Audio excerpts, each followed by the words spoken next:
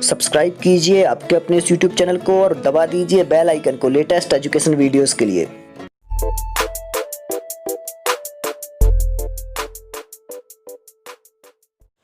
नमस्कार साथियों, स्वागत है आप सभी का आपके अपने इस चैनल सुविज्ञा में।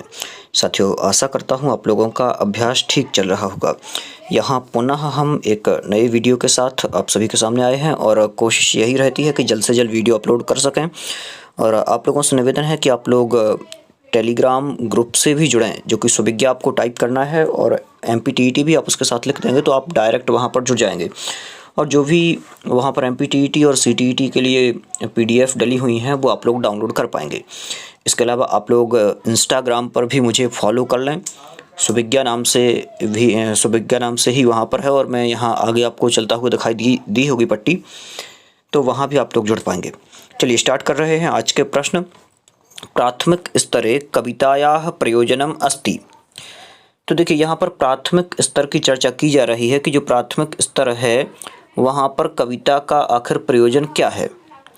तो ऑप्शन अपन को देखने पड़ेंगे, क्या दिए हैं। विभिन्न भाषा कौशलानुपरि अधिकार प्राप्ति ही, मतलब क्या कह रहे हैं कि प्राथमिक स्तर पर कविता का प्रयोजन ये है कि विभिन्न भाषा के कौशलों के ऊपर, ये मुपरि मतलब ऊपरी निकलेगा जो विच्छेद होगा तो इनके ऊपर क्या होगा, अधिकार की प्राप्ति। तो देखिए भाषा मतलब जो प्राथमिक स्तर है, प्राथमिक स्तर पर विभिन्न भाषा कौशलों में केवल कविता से अधिकार की प्राप्ति हो, ये तो पॉइंट ठीक नहीं है, बिल्कुल से गलत है प्राथमिक स्तर के लिए। आगे क्या कहा, प्राथमिक छात्रेभ्यः अलंकार पाठनम। देखिए प्राथमिक छात्रों को कभी आपने अलंकार पाठन नहीं सुना होगा और यहाँ तक मैंने देखा है कि जो MP का सिलेबस है, MP के सिलेबस में वर्ग 2 के लिए भी अलंकार नहीं पूछे गए थे। तो यहाँ प्राथमिक स्तर की बात है तो ये तो बिल्कुल से गलत हो जाएगा। आगे चलते हैं। शब्दावली ज्ञाने विस्तारः, तो वहाँ पर प्राथमिक स्तर की चर्चा है तो शब्दावली के ज्ञान के विस्तार की भी आवश्यकता नहीं है। आगे क्या कहा, कवितायाः संगीतस्य तालस्य अनुप्रासस्य च आनंदानुभूति। हाँ, ये हो सकता है। प्राथमिक स्तर पर इन सब चीज़ों की आवश्यकता होती है। क्या क्या कहा, कविता, संगीत, ताल, अनुप्रास और आनंद की प्राप्ति इसके साथ साथ। तो ये होगा सही उत्तर अपना। चलिए चलते हैं अगले प्रश्न पर। दिया हुआ है, शिक्षिका केनापि शब्देन विना छात्रैः सह संप्रेषणं करोति एवं सा उपयोगम करोति। क्या कह रहे हैं कि कोई शिक्षिका है वो बिना किसी शब्दों के प्रयोग के, केन अपि, यहाँ पर 2 शब्द निकलेंगे, कैन मतलब कोई, अपि मतलब भी, तो मतलब किसी भी, शब्देन मतलब शब्द के, विना मतलब बिना, छात्रैः मतलब छात्रों के, सह मतलब साथ, संप्रेषण मतलब वार्तालाप, करोति मतलब करती है। तो सा एवं सा उपयोगम करोति, तो शा मतलब स्त्रीलिंग है, तो वह क्या कर रही है, उपयोग कर रही है। किसका उपयोग कर रही है वो, शिक्षिका बिना किसी शब्दों के प्रयोग किए बिना छात्रों से संप्रेषण कर रही है, वार्तालाप कर रही है, तो वो किसका उपयोग कर रही है। ऑप्शन देख लेते हैं पहले। शाब्दिक संप्रेषणम, तो शाब्दिक संप्रेषण में तो शब्द होते हैं तो ये गलत हो जाएगा। मौखिक संप्रेषण हो नहीं सकता है क्योंकि मुख चलाना पड़ेगा। लिखित संप्रेषण ये है नहीं क्योंकि शब्दों के बिना हो रहा है, हो सकता है लिखित, लेकिन एक और ऑप्शन जो है शब्देतर संप्रेषण जिसे बोलेंगे, ये शब्देतर संप्रेषण जो है एक संप्रेषण का भेद है, तो ये रहेगा अपना इसका सही उत्तर। चलिए आगे चलते हैं। अगले प्रश्न पर दिया हुआ है, सिंहस्य विषये एकाम कथा पठित्वा शिक्षिका छात्रान निर्देशति। क्या कह रहे हैं कि सिंहस्य मतलब शेर की या फिर शेर के, विषय मतलब विषय में, तो शेर के विषय में एक कथा पढ़ करके शिक्षिका छात्रों को निर्देशित करती है। क्या कहती है, भवान स्वयं अरण्ये सिंहः अस्ति। भवान मतलब आप, स्वयं मतलब आप स्वयं, अरण्य मतलब जंगल में, सिंह मतलब शेर, तो आप स्वयं जंगल में एक शेर हैं। इति मनसि विचार्य, इति मतलब इस प्रकार से, मनसि मतलब मन में, विचार्य मतलब विचार करके, कथाम श्रावयतु कथा सुनाओ।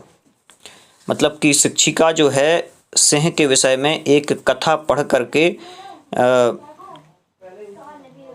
छात्रों के लिए निर्देशित करती है कि आप लोग भी इसी प्रकार से क्या करें, ऐसा सोच लें कि आप जंगल में हैं और शेर हैं, इस प्रकार से विचार करके एक कहानी सुनाइए।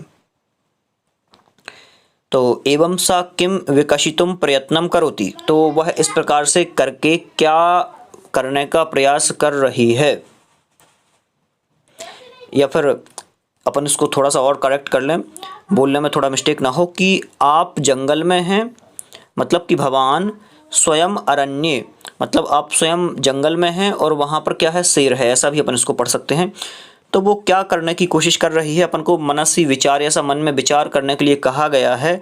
तो एक सृजनात्मक चिंतन की क्षमता का विकास करने के लिए वहाँ पर कहा गया है, मतलब कि सोचने की शक्ति का विकास हो, वहाँ पर ऐसा इमेजिन किया गया है ना। तो जब ऐसी चीज़ें आएँ तो वहाँ पर सृजनात्मकता जो है उसको प्रमुखता दी जाती है। तो ये रहेगा इसका सही उत्तर। चलिए अगले प्रश्न पर चलते हैं। इसी प्रकार से आगे दिया है, शिक्षिका स्वकक्षायाः बालान युगलेषु विभजति, मतलब कि शिक्षिका अपनी कक्षा में बालकों को जोड़ों में बांटती है।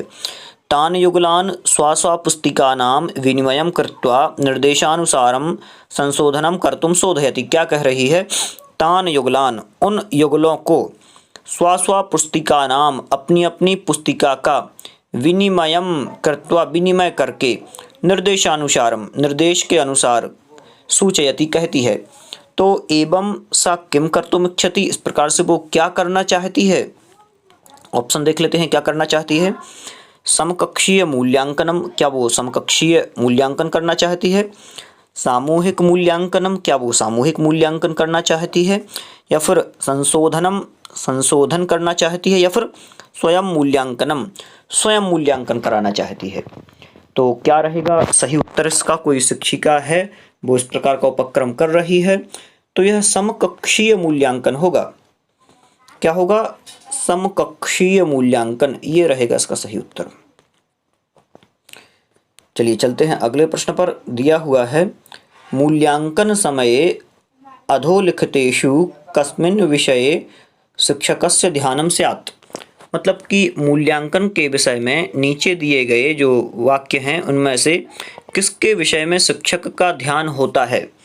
तो किसके विषय में शिक्षक का ध्यान होता है आपको ये बताना है। ऑप्शंस अलग अलग दिए हुए हैं, जिसमें लिखा हुआ है, धारा प्रवाही वक्तृभिः सह तस्य छात्रस्य विकासस्य तुलना, मतलब कि जो धारा प्रवाह बात कर रहा है उसके साथ तुलना करना, ये मूल्यांकन के विषय में सही है क्या, तो बिल्कुल गलत है। कोई भी छात्र धारा प्रवाह बात कर रहा है तो ऐसे दूसरे छात्र की तुलना करना ये ठीक नहीं है। आगे क्या कहा, सृजनात्मक लेखकैः सह, मतलब कोई सृजनात्मक लेख करता है, कोई भी व्यक्ति है, तो उसके साथ छात्र के विकास की तुलना करना ये भी बिल्कुल से गलत है। एकस्य छात्रस्य विकासस्य अन्य छात्राणां विकासैः सह तुलना, मतलब कि एक छात्र के विकास की तुलना अन्य छात्रों के विकास के साथ करना, तो ये भी बिल्कुल से गलत हो जाएगा। तो आगे बचा एक अंतिम प्रश्न, जो कि अंतिम ऑप्शन तो क्या दिया है, एकस्य छात्रस्य विकासस्य तस्य पूर्व स्थित्याः सह तुलना, बिल्कुल सही है, ये रहेगा इसका सही उत्तर। चलिए चलते हैं अगले प्रश्न पर। दिया हुआ है, पठन समये अधस्तनेषु कस्य महत्वं सर्वाधिकम, मतलब कि पढ़ते समय नीचे दिए गए में किसका महत्व सर्वाधिक होता है। तो उच्च स्वरेण पठनम, तेज स्वर में पढ़ने से, मतलब कि पढ़ते समय किसका महत्व सबसे ज़्यादा होता है ये बताना है। नीचे दिए गए जो सेंटेंस हैं इनमें क्या कहा है, तो क्या उच्च स्वर में पढ़ने का सबसे ज़्यादा महत्व, बिल्कुल भी नहीं है। पाठस्य अर्थस्य अवगमनम, बिल्कुल ठीक है, पाठ के अर्थ का अवगमन होना चाहिए, जो अपन पढ़ रहे हैं ना वो समझ में आना चाहिए पाठ, ये ठीक है।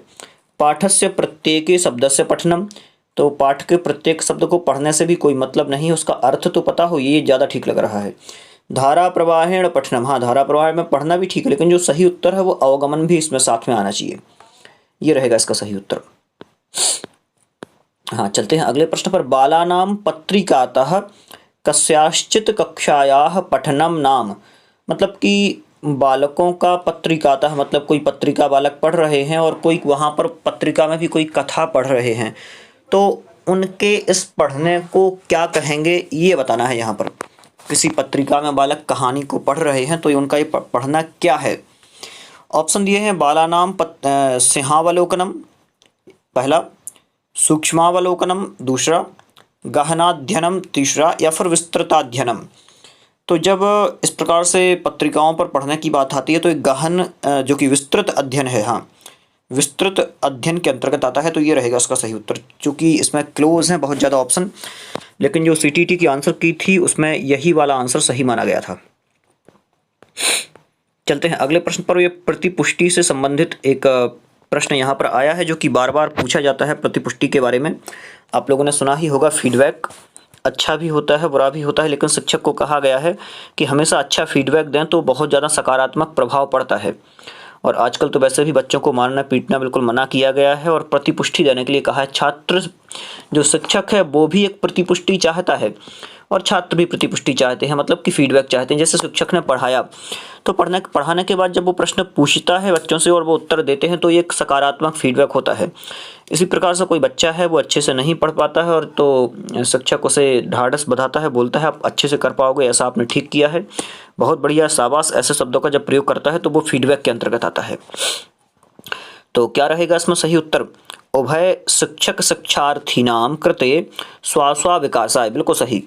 उभय मतलब दोनों, शिक्षक और शिक्षार्थी नाम मतलब शिक्षक के लिए और शिक्षार्थी के लिए, कृत्य मतलब लिए, तो स्वा मतलब अपने अपने, विकासाय मतलब विकास के लिए, तो दोनों के विकास के लिए ये ठीक है, बिल्कुल दोनों के विकास के लिए सही है। आगे क्या कहा? मातृणाम पितृणाम कृते तेषां बालानां गृह कार्य करणाय परीक्षा प्रस्तुत्यर्थम, बिल्कुल गलत है, ये तो कोई मतलब नहीं है कि माता पिता के लिए उनके बालकों का गृह कार्य कराने के लिए और मतलब कि परीक्षा प्रस्तुत करने के लिए, तो ये बिल्कुल गलत है। आगे क्या कहा? शिक्षार्थी नाम करते अधिगम विकास आए, हाँ ये थोड़ा सा हो सकता है शिक्षार्थी के अधिगम विकास के लिए, या फिर शिक्षकाणाम करते अध्यापन विकास आए तो उनके अध्यापन के विकास के लिए भी है, लेकिन जो ज़्यादा सही है, बहुत ज़्यादा सही ये हो जाएगा, इन सब का समाहित जो समाहित हैं सभी इसमें आ जाते हैं, तो जो पहला जो दिया हुआ है ये रहेगा इसका सही उत्तर। आगे चलते हैं अगले प्रश्न पर। क्या दिया है? प्रारंभिक स्तरे पठनम मतलब प्रारंभिक स्तर पर पढ़ना, शिक्षयितुम मतलब शिक्षा लेने के लिए, अधस्तनेषु कस्य उपादेयता होना चाहिए था, यहाँ पर उपादेयता अधिका भवति मतलब कि प्रारंभिक स्तर पर पठनम प्रारंभिक स्तर पर पढ़ना, शिक्षयितुम मतलब शिक्षा के लिए, तो नीचे दिए गए इनमें किसकी उपादेयता ज़्यादा है ये आपको बताना है। तो प्रारंभिक स्तर पर जब बात की जाती है तो सामान्य चीज़ें वहाँ पर रखी जाती हैं, पाठ्य पुस्तकों से ज़्यादा वैसा मतलब होता है, लेकिन कुछ नया रहे वहाँ, जैसे पुस्तका नाम, तो हाँ पुस्तकों की भी आवश्यकता है, प्रतिवस्तु नाम तो इसकी भी आवश्यकता है, बोध पट्टा नाम, हाँ बोध पट्टों की आवश्यकता होती है, फ्लैश कार्ड, द्विपार्श्वीय रेखा चित्राणाम इनकी भी आवश्यकता होती है, लेकिन जो ज़्यादा सही है ये बोध पट्टों की ज़्यादा आवश्यकता होती है, फ्लैश कार्ड की ज़्यादा आवश्यकता होती है। जो प्राथमिक स्तर है, प्राथमिक के पहले प्रारंभिक स्तर पर बालकों के लिए ये ज़्यादा सही रहेगा। चलिए आगे चलते हैं अगले प्रश्न पर। क्या दिया हुआ है? बालानां पठनस्य लेखनस्य च विकासाय आद्यम चरणम किम, मतलब कि बालकों के पढ़ने के लिए और लेखन के लिए, मतलब बालकों के पढ़ने और लेखन, पठन और लेखन के विकास के लिए पहला जो चरण है आद्यम, आद्यम मतलब होता है पहला, आदि का, आद्यम आदि वाला जो शब्द है आदि, आदि मतलब प्रारंभ, तो प्रारंभिक चरण किम अस्ति, प्रारंभिक चरण क्या है? बालानां पठनस्य लेखनस्य च विकासाय आद्यम चरणम किम। ऑप्शन दिया है नव साक्षरता, क्या नव साक्षरता है? आगे प्राक साक्षरता, क्या प्राक साक्षरता है? या फिर साक्षरता, क्या साक्षरता है? या फिर उद्गामी साक्षरता है? तो बालानां पठनस्य लेखनस्य च विकासाय आद्यम चरणम किम, बालकों के पढ़ने और लिखने के विकास के लिए पहला चरण क्या है? तो जो उद्गामी साक्षरता है, उद्गामी साक्षरता को प्रथम चरण माना जाता है, उद्गामी साक्षरता को, ये रहेगा इसका सही उत्तर। चलिए चलते हैं अगले प्रश्न पर। क्या दिया हुआ है? अधोलिखितेषु कस्मिन् कार्ये सूक्ष्मपेशीय कौशलस्य आवश्यकता अस्ति, मतलब कि अधोलिखितेषु नीचे दिए गए में, कस्मिन् कार्ये किस कार्य में, सूक्ष्म पेशीय कुछ व्यायाम भी कह सकते हैं या फिर सूक्ष्म क्रियाएं भी होती हैं, सूक्ष्म पेशीय कौशल, यहाँ पर जब कौशल जुड़ जाता है ना तो कौशल के अंतर्गत आता है, तो सूक्ष्म पेशीय कौशल जिसे फाइन मोटर स्किल भी कहते हैं, तो इसकी आवश्यकता होती है, तो आवश्यकता है सूक्ष्म पेशीय कौशल की आवश्यकता है किस में है? तो ऑप्शंस क्रमशः दिया हुआ है, आरोहणे, लेखने, कुर्दने मतलब कूदने में, आरोहण मतलब चढ़ने में, लेखने मतलब लेखन में, या फिर पठने, पठने मतलब पढ़ने में। तो क्या रहेगा इसका सही उत्तर? सही उत्तर रहेगा लेखने। लेखन में सूक्ष्म पेशीय कौशल है, इसकी आवश्यकता होती है। चलिए इसी प्रकार से अगले प्रश्न पर चलते हैं। दिया हुआ है भाषाधिगम, हाँ ये प्रश्न पहले भी एक बार रिपीट हो चुका है, लेकिन एक बार और आप लोग ध्यान से देखें। भाषाधिगमाधिग्रहणयोः मध्ये कः भेदः? देखिए यहाँ पर दो शब्द हैं, एक तो है अधिगम, भाषाधिगम, और दूसरा है अधिग्रहण। ये यहाँ से देखिए भाषा अपन ने अलग निकाल लिया, और यहाँ से अधिगम ये हो गया, और यहाँ से अधिग्रहण ये हो गया। तो अधिगम और अधिग्रहण में क्या भेद है? सीधा सीधा मध्य मतलब बीच में, कहा मतलब क्या, भेद मतलब भेद। तो दोनों के बीच में भेद क्या है ये आपको बताना है। ऑप्शन पहला दिया हुआ है उभये अधिगमाधिग्रहणे साहजिके, मतलब कि दोनों सहज होते हैं, तो बिल्कुल से गलत है। या यहाँ पर दिया हुआ है दोनों प्रयासजन्य, दोनों प्रयासजन्य होते हैं, ये भी गलत है। आगे दिया है अधिगमः प्रयासजन्यः और अधिग्रहण साहजिकः, ये होगा बिल्कुल सही उत्तर। कि जो अधिगम है वो तो प्रयासजन्य है, अपन प्रयास करेंगे तो अधिगम कर पाएंगे, लेकिन जो अधिग्रहण है वो तो साहजिक है, सहज ही होता है ग्रहण। और आगे ये थोड़ा सा मिस्टेक है, थोड़ा मतलब अधिग्रहण उल्टा दे दिया है, अधिग्रहण के लिए यहाँ प्रयासजन्य बताया, अधिगम को साहजिक बताया, ये गलत है। तो सही उत्तर अपना रहेगा सी। और ये प्रश्न मैंने लगभग 3-4 बार देख लिया है, अलग अलग जगह पर पूछा गया है। आगे क्या कहा? विद्यालय शिक्षणे प्रथम भाषा अध्ययनम स्यात्, मतलब कि विद्यालय शिक्षण में प्रथम भाषा अध्ययन होना चाहिए।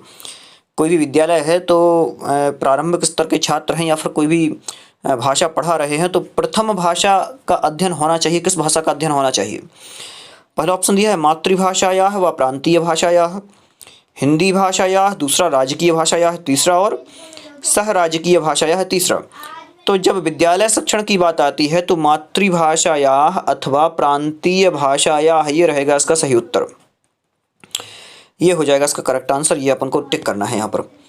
तो आज के लिए इतना ही, और पुनः आज देखिए थोड़े से क्वेश्चन कम हुए हैं और टाइम थोड़ा सा आप लोगों को लगा होगा कि ज़्यादा है, लेकिन ये CTET, MPTET इस सब के लेवल के क्वेश्चन हैं। आप किसी भी प्रकार की TET की तैयारी कर रहे हैं, UPTET हो, ये सभी के लेवल के क्वेश्चन है। और मैंने पहले भी कहा था कि जो MPTET की तैयारी कर रहे हैं उन्हें UPTET, CTET इन सभी के क्वेश्चंस लगाने हैं, क्योंकि जो मैंने अभी देखा भी है कि जो क्वेश्चन UPTET में शायद पूछा गया था या फिर कहाँ पूछा गया था, वही का वही क्वेश्चन रिपीट हुआ था MPTET के वर्ग 2 के पेपर में। तो ऐसा रिपीटेशन भी होता है, तो आप लोग थोड़ा सा ध्यान रखें और संस्कृत के प्रश्न जहाँ भी आपको मिले वहाँ से पढ़ते रहें। चलिए पुनः मिलते हैं आपके साथ इसी अन्य वीडियोस के साथ। बहुत बहुत धन्यवाद। आप ये वीडियो अपने मित्रों को शेयर करें, इंस्टाग्राम पर फॉलो करना ना भूलें, और टेलीग्राम ग्रुप से ज़रूर जुड़ें, क्योंकि वो आपके लिए आवश्यक है। देखिए टेलीग्राम पर आप जुड़ेंगे तो आपको वहाँ PDF वगैरह मिल जाएंगी। इंस्टाग्राम पर कुछ नहीं है, आप केवल मुझसे जुड़ पाएंगे, लेकिन हाँ जुड़ने के लिए भी मैं बोलता हूँ, क्योंकि कोई भी आपको काम हो आप डायरेक्ट मैसेज मुझे कर पाएंगे तो कोई प्रॉब्लम नहीं रहेगी। बहुत बहुत धन्यवाद आप सभी।